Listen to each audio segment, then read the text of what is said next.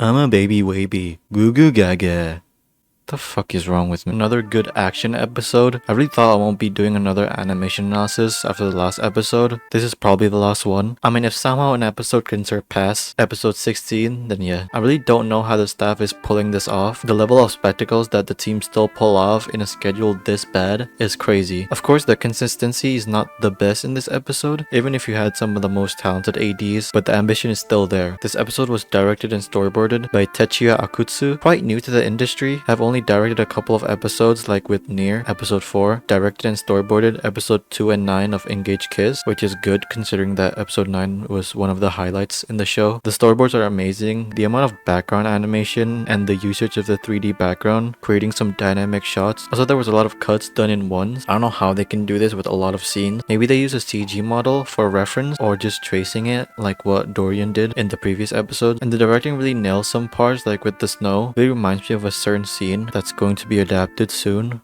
by Mappa. Action boards are top notch. The sense of scale that is displayed in this is great. The stylistic aspects of it too. The inky style of animation. We get to see some great display of inky brushstrokes animation. Anyways, enough wishy-washy. Now let that sink in. Straight to the action. The cursors flailing around, kind of reminiscing of that Watanabe sequence. Really get that sense of weight and speed to it, even when the camera is barely moving, but you can still feel the weightiness of it. Also, I'm not the biggest fan of the flesh things scattered around. Looks too realistic, kind of off-putting, but they were probably rushed to finishing it, so what can you do? The character acting done in once is crazy, and with kind of a fisheye effect when Mahito is closing in. Takahori Watabe was the one animating this, although the layout was still rough, so the second key animators did an incredible job. I have to say again, the voice acting is on point. The subtle eye movement is such a nice detail. Again by Watabe, the classic side profile angle action. William Jiang does this type of angle action thing the best. The choreograph is good, and the impact when Mahito is extending his arm is done so well with like a ring wind effect. This Looney Tunes run by Mahito. The background animation and the fight is still going in the background. This is one of my favorite cuts in the episode. Such a well storyboarded scene. Mahito coming out of the darkness feels so creepy, and the fluidity of the movements just adds to it. Also, the detail on the curse really gets it across that the thing inside is really trying to break through. All the inky style animation is by Iki?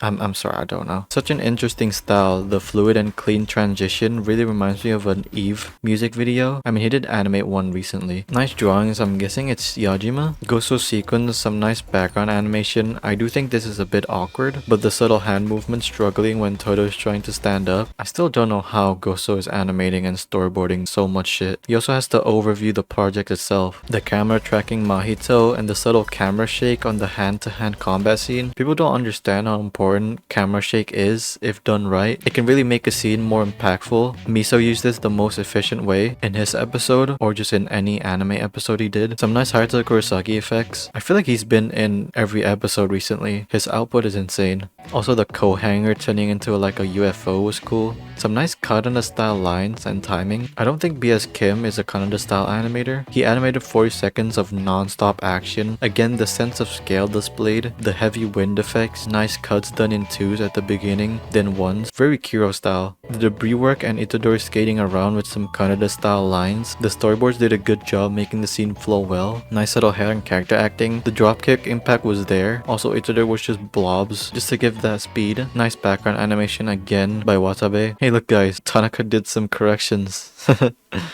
Takafumi Mitani animated Mahito's domain expansion. The close-up on everyone's faces are so strong. Mitani has his own character design. It's more visible with his sequence in episode 7. Very nice rotating shot done in ones. Again, the camera work going to Itadori, flawless shot. This is what Ufotable always do with their camera. Again, Eke with his inky style, so unique. The transitions are so clean. The realistic heart with I think pencil lines, I don't know. And also a great way to visualize Sukuna's presence. Sukuna's just staring. Also the compositing, it's more brighter in color compared to season 1's take on Sukuna's domain. Some cuts that didn't really have any in-betweening. Thank you Mappa for rushing the animators. Very limited black flash. It was just a flashing image of the butterfly thing. Again, flawless rotation shot done in ones. A bit of melting, but hey, it's amazing. The part I really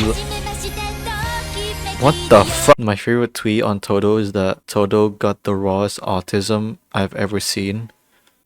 Honestly, I don't know what the fuck he did. Did he get an awakening because of his idol? I don't know. Anyways, this scene was limited, just had some good Kosuke Kato cuts, I'm guessing, and the art style using blue lines. The detail on Todo's hand is crazy. You can see the flesh, burnt flesh, peeled skin. This morphing scene is crazy. The side angle with Kagenashi, the in and out blur to visualize something is going to happen. The morphing animation is so fluid, animated by Naoya Morotomi, and the color is simple but effective. Kind of remind me of that one devil from Chainsaw Man, but that one has way more detail. Mahito's transformation looks cool, and Itadori's drawing too. I'm guessing it's Yosuke Yajima again. The action boards are great. Also, the music really well timed with the fight. Really great directing to visualize the impact of the punch, and good storyboarding work with the eye transition with some nice background animation afterwards. The man himself, Kiro, is back. I'll be honest, for Kiro's level, this is okay, but it's still Kiro. His energetic and stretchy style, it is a bit hard to follow, so yeah. Some good action scenes. It is really another case of like episode 17, where it's fundamentally a broken episode, but if you have some very talented animators, they will make the highlight. The tension of Itadori beating his leg with complete silence really gets across how intense this is. Again, Kurosaki's effects is so good. Even making still shots great to look at with the added effects. The blacked out face of Itadori mixed with this kind of impact frame, not really, looks menacing. Nice rotating shot. Graham animated the Todo scene, who is 16.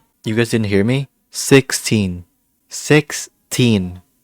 The sun in the background, the very detailed drawing, and the directing really gets the tension down. Finally, it's here. The best Black Flash this season. Kaito Tomioka really showing he is the main animator. Again, some great effects animation. This eye is so detailed. I think this is the compositing team's work. So much color and added lines seems so realistic. Of course, impact frames. This one is really not an impact frame, but my god, so beautiful. The effects, inky lines, and the background also simple but mixed really well. The compositing also did it justice. One of the more pleasing scenes to look at. The drawings are so strong, and adding Itadori's eye color to full red was a nice touch. The impact is so crazy. I do think that the Black Flash by Dr. Bean didn't really have that much impact in the punch. It was still really good, but this scene is... yeah, some really great character acting. The layout is by Howa, and it was corrected by Sota Yamazaki. The subtle camera shake and blur really shows you how mortified Mahito is right now. The manga style drawings by Yamazaki was cool. There's such a good directed scene. And another good directed scene, the snow part. I really thought Tanjiro was gonna show up. The snow part is also animated by Shuichi. Yes, a whole 2 minutes basically. The light blue gradient in our characters. Mahito is so terrified by Itadori right now, and love the metaphor that Mahito is the rabbit getting hunted down by a pack of wolves, which is Itadori.